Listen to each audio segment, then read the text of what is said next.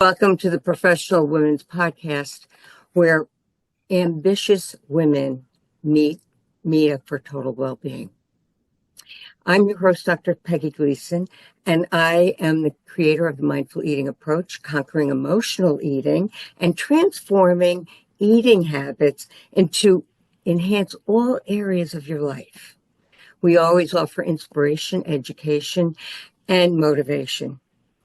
So stay to the end for a special message and an incredible offer from Professional Women's Wellness. I'm beyond excited to introduce our next guest. Dr. Pamela Jackson Smith is a powerhouse in life, purpose, and coaching, and mental health counseling for over 35 years of experience.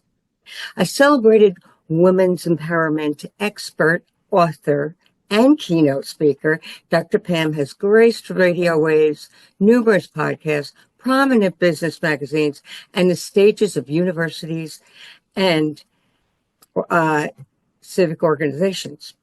Now, her journey, marked by personal loss, health challenges, and profound reinvention, is the framework for her dynamic blend of personal resilience, professional expertise, and educational excellence. She has elevated the lives of hundreds using her signature formula for creating a life of fulfillment and divine purpose. Through her compassionate, solution-focused coaching, Dr. Pam inspires individuals to turn life's toughest challenges into stepping stones towards a future filled with confidence, joy, and purpose. Daytona Beach, Florida native and proud Spelman College alumni, Dr. Pam also earned advanced degrees in mental health counseling and counselor of education and supervision. Oh my goodness. Welcome, Dr. Pam. Thank you so much. I'm so thrilled to have you here. And as we talked about your work, it really resonated with my family. So I am so excited to find out a little bit more about your story and how you got into this. Okay, well, I'll go back to 2019. In May of that year, my wonderful husband died. And I was a wreck. I didn't know what to do. He had been very, very sick. And so the mourning had started. You know, I was mourning his loss because he was no longer the same person because he was very, very ill.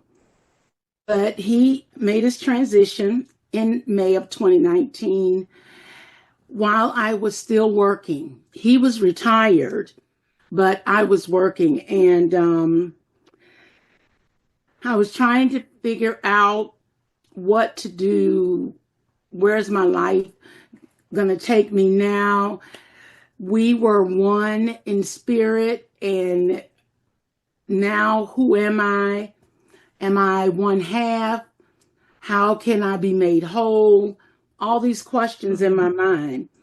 And so as I'm working and trying to work through my loss, in December of 2019, I was walking through in the parking lot on my job, and I tripped and fell and hit my head on an iron bench, and I suffered a traumatic brain injury.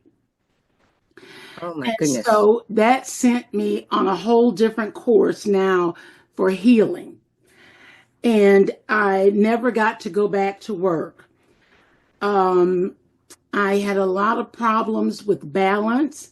And so I entered into vestibular therapy to try to get that balance back. And so I went home from the hospital after Christmas and started with home health care and healing. And then in September of 2020, I had to have open heart surgery. Oh, no. And I had the open heart surgery to have a valve replaced.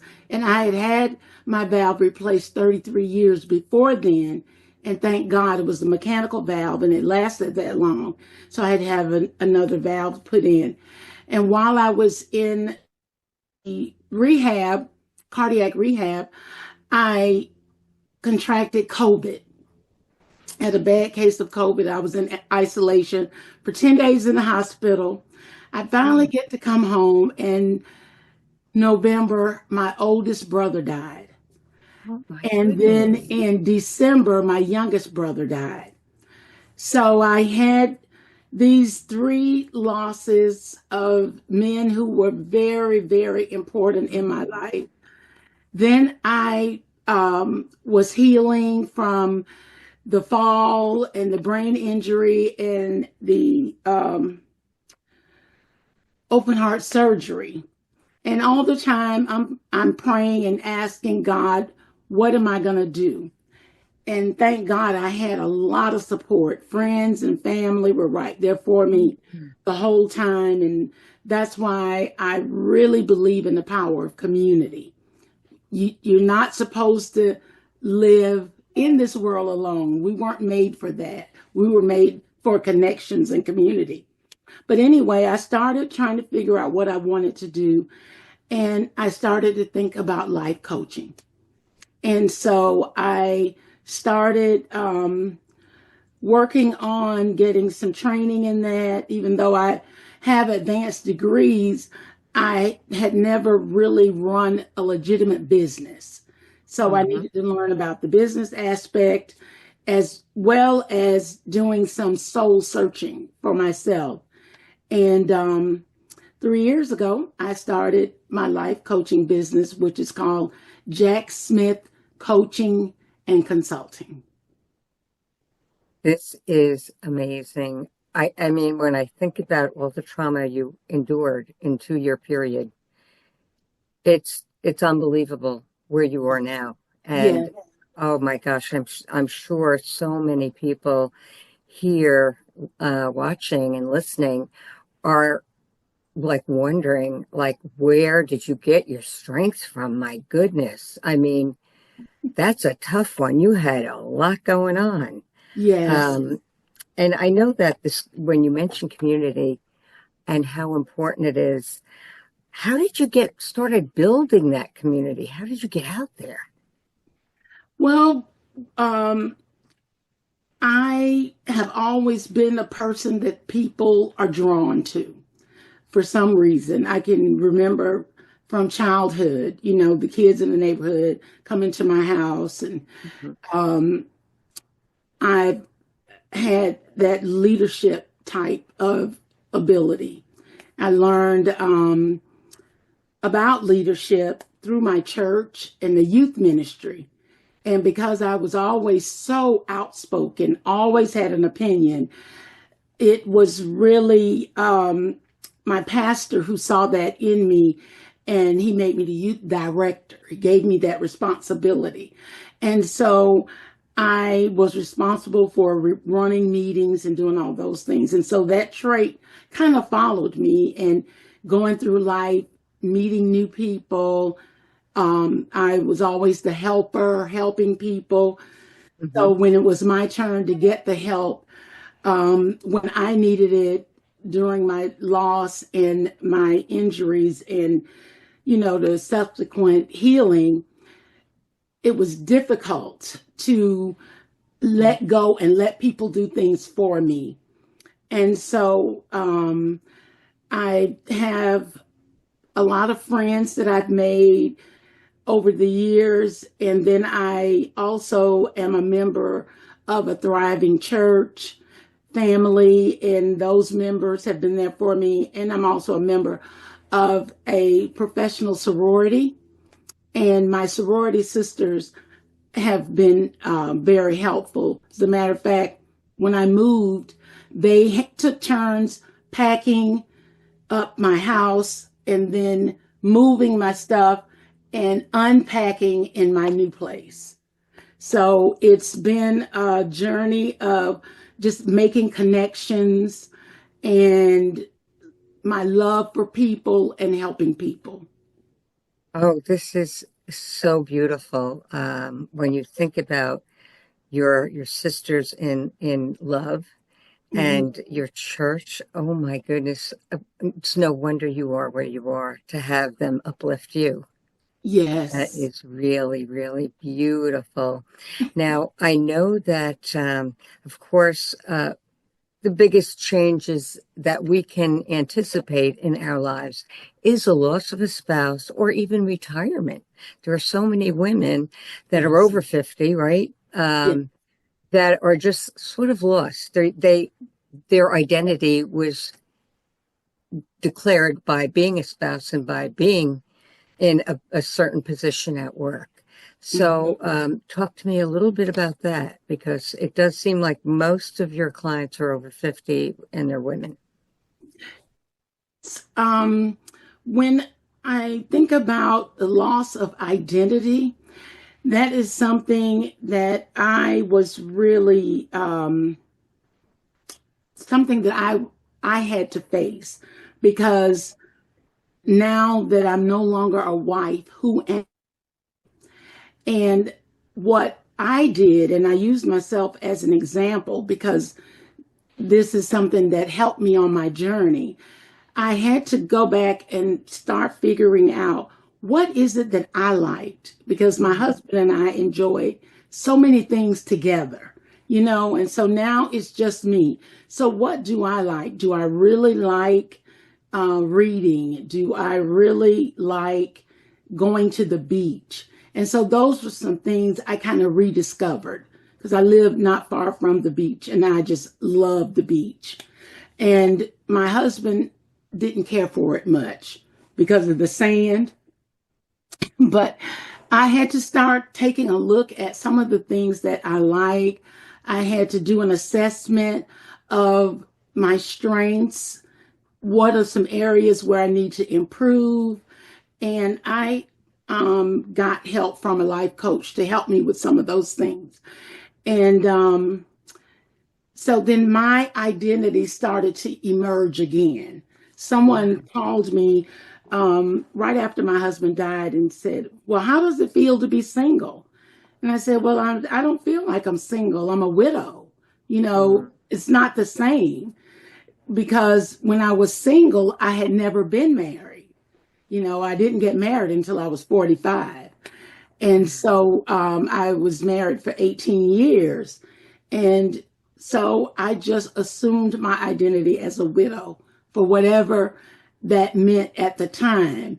And because of that, I am drawn to other widows because I want to help them on their journey so that they can make progress toward realizing whatever dreams they may have and they can experience having a whole life again. Oh my goodness. It's interesting that you were actually single till 45. So you Yes. accomplished a lot during that time. So you did have a couple identities there, you know, but I'm so moved by all of what you do.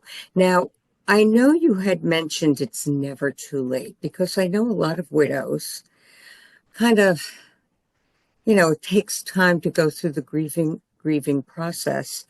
And, Mhm. when is it the best time for them to come? Is it after they have gone through the shock and the grieving process, or is it pretty soon after? Or what would you say about that? Anytime. Yeah. Anytime that they realize that I need some help with Mm. with this journey. I need someone to lean on. I need some guidance. I need to find myself again. Um, because as we get older, it's harder to make friends because of trust Mm. issues. We've gone through so much life and Yes. we've accomplished a lot. We have had pain and suffering and all these things. And so when we think about connecting to somebody new, it's not as easy as it was when we were little girls playing on the playground and you meet somebody for the first time and they become your best friend. It's not that easy for us. And so I would advise any widow at any point where you are ready to explore what life can be now. If you're ready to grow, if you want to experience joy, that is the time to reach out. That is great. It's good to know that, because I think a lot of women are thinking, well, maybe when I'm able to talk about it, or they'll wait a little longer because they're afraid. They're just so withdrawn from the world, and I imagine it must be quite a challenge when somebody first comes into the room and their husband just died a couple of weeks ago, for them to even talk about it. Yes. And I highly recommend grief counseling, because I went through grief counseling, and I was fortunate because one of our local hospitals features a program, and it's free to anybody in the community. And the counselor is amazing. So I had someone to cry with and share my fears with and all those kinds of things. And it's like a 6-week program. And it was very good for me so that I could really face my emotions and get some of that stuff out. I highly recommend that. And then moving into coaching. Oh, that is such good advice. Such good advice. Yeah. I was wondering about the grief counseling, because I know that is very important for many reasons, but that is amazing. So do you have, I know you're a speaker, and are there certain organizations that resonate best with you to speak at? Well, I like speaking at churches. Okay. I like speaking for women's groups and for senior groups. Oh, perfect. Okay. Yes, for senior It gives groups. us an idea where to point this podcast to let them know you're here. We need to get this word out, right, everybody? Yes. This is so valuable, and something that I will be honest with you, I have not seen in all of the people that I've worked with. It is a specific niche, and it's so needed. So do you have groups, and or do you do more one-on-one? I mean, what is the structure of how you get offer your services? I know you have a community, but is there other type of things you promote? Yes, I do one-on-one therapy, and right now I have 3 slots open for one-on-one therapy, and I also do groups. I don't have a group right now, but I'm preparing to work with 2 churches to do a 12-week group program called Hope Renewed. And I'll be doing those. And one is local and one is in the Midwest. And I can do those virtually. And if they're local, I could do it in person.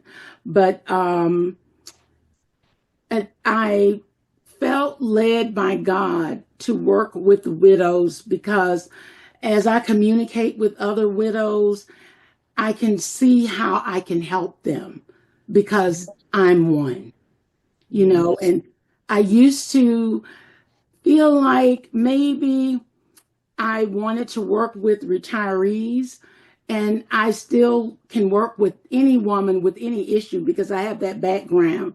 Sure. But my heart right now is for the widow. And, the Bible tells us as a church we are supposed to take care of our widows, and I definitely want to do that. Oh, there's such a beautiful calling. Beautiful calling. Yeah. Now it's if somebody came to you and said, okay, I'm so overwhelmed. Now I have to move, or I have to do this, or I have to do, there's a lot of things I have to do. In your case, you had your sister, so to speak, to help you. You had a community to help you decide. But, it's sometimes I see widows really not knowing where to start, other than joining a community or getting grief counseling. But there's the physical things that need to go on, right? You said, like, you had to move. Or people may say, how do I give away his or her clothing and things like that? That's a big, big deal to do these things, to acknowledge they're not there anymore. And I'm wondering if someone said to you, where do I start with organizing my life again? I want to get out of this depression. How do I organize my life outside of the community? Well, what I do in my coaching practice is I get to know as much about my client as I can, and I have some questionnaires that I use, and then we address the internal issues that we need to address first, because we know that we all have these belief times that keep us stuck, and so we look at some of those limiting beliefs and how to fix that. And then we set up a goal, and it's a client focused goal, not my goal, but I work with the client to come up with the goal. And then we work on a plan to implement that goal. And we go step by step with me hand holding and supporting and encouraging her. Oh, the partnership is so immensely important for anyone going through any kind of thing. And what a beautiful way to walk into their next chapter. Yes. Oh, my goodness. Now, I'm sure that when you're on these podcasts and people, it's like, wow, there's something like that out there. I'm assuming you work virtually for many of the people. Okay, good, yes. Good. Even some of the people who are local prefer to have it virtual. Yeah, no, that's good, because it makes it available to more people that need your services. So how do they get in touch with you? Well, I have a website, and you can reach out to me on my website. It's www.drpamsplace.com. Oh, I like that. Dr. Pam's Place. Sounds cozy. drpamsplace.com. Also, they can reach out to me through email, and my email address is drpam@drpamsplace.com. Well, we're going to have all these links, the links that you need in the portion below this podcast, because we want to make sure that people do get in touch with you if this is what they're looking for. Now, do you have a little gift or anything for anybody that's listening today? Yes, I have something that's called the Mourner's Bill of Rights. When I ran across that, I was so in awe, because I had never even heard of it. But it's a document that has the rights, the right to feel your emotions, those kinds of things. Yeah. And so I have a copy of that you can take it and hang it on your wall, print it out and hang it on your wall, or put it in your journal or somewhere to remind yourself that as a mourner, you have rights. People, when they know that you've had a loss, they don't know what to say. And sometimes people can say things that are offensive to you, Yes. And if you're offended, you have a right to be offended, Absolutely. So that's what I'm offering today. That is so valuable. When you said you can put it up where you can see it, and I'm thinking, the refrigerator. Yes. You got to have Oh, it on your yes. refrigerator. That's where we put things. That's what you're going to visit most during the day, not the wall in the bathroom, Yes. the bedroom rather. Oh, that is amazing. Well, I cannot thank you enough for being my guest today. You have shared invaluable information for all the women out there who have suffered a loss, the greatest loss you can imagine. And I know that they are going to get in touch with you once we send this out. But thank you very much for being here today. Thank you for inviting me. This has been wonderful.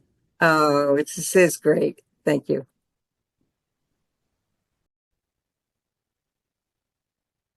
What if food wasn't the enemy, but just a messenger? You're not weak or broken. You have just been coping with emotions the only way you knew, through food. Stress eating after work, sugar cravings when exhausted, guilt after giving in again. Well, when you pause, breathe, and tune in, you shift from survival to self-awareness. You eat with intention, not impulse. You feel back in control. Healing starts with one mindful step, and I want to offer you a free access to my exclusive programs inside my school community. A supportive space where created specifically for professional women just like you, who are tired of the guilt, confusion, and the all or nothing approaches to food and body confidence. And here's what you'll find inside: courses that help you understand patterns and break free from emotional eating, and finally feel in control without dieting or calorie counting. Live group coaching and office hours to get direct support and personalized feedback from me. You'll also see workshops, challenges, and bonus resources on sleep, stress, mindful eating, metabolism, and more. A private community where women who truly get it, no judgment, just support. If you want to open your eyes to freedom from food, let this be the first step that opens the door. Let's work together and create a lasting peace with food and your body. All you have to do is join my Stop Emotional Eating School group by clicking the link below, where women are ditching guilt and reclaiming food freedom. Make peace with your plate today. Just click on the link, or it's professionalwomanswellness.com. I'll see you at the other side.